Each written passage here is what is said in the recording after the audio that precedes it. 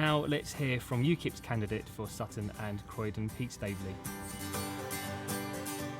Peter, we've been talking about the Beddington Incinerator and how controversial it's been in Sutton. From your point of view, do you think this is going to be at the top of the agenda for this election? I think it's going to be at the top locally, yes, because it's going to affect people in both Sutton and in Croydon.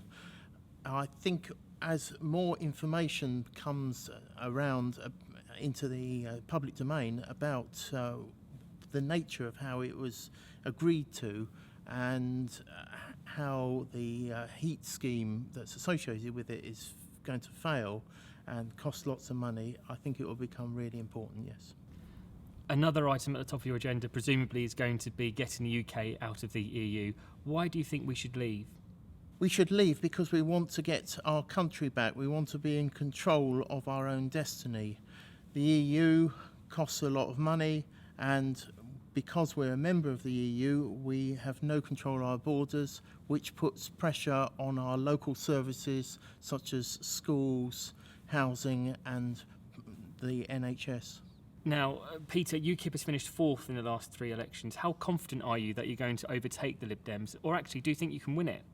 I'm certainly going to overtake the Lib Dems. You have to remember that Croydon and Sutton does include the London Borough of Croydon, which is bigger than Sutton, and in the elections, the general elections there in Croydon, the Lib Dems didn't even return their deposit.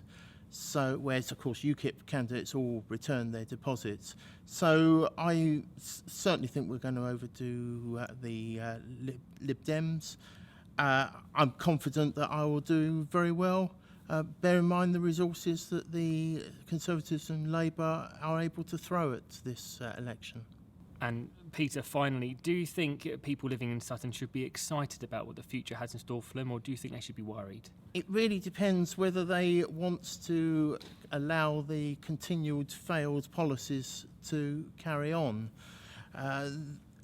If, as I mentioned earlier, there's going to be pressure on local housing and NHS, and these failed politicians will continue to have those policies which will increase the population and make the environment worse.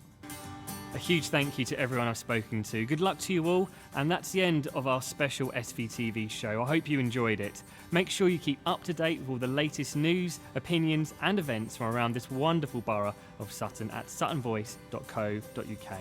You can also follow Sutton Voice on Twitter and on Facebook. See you next time.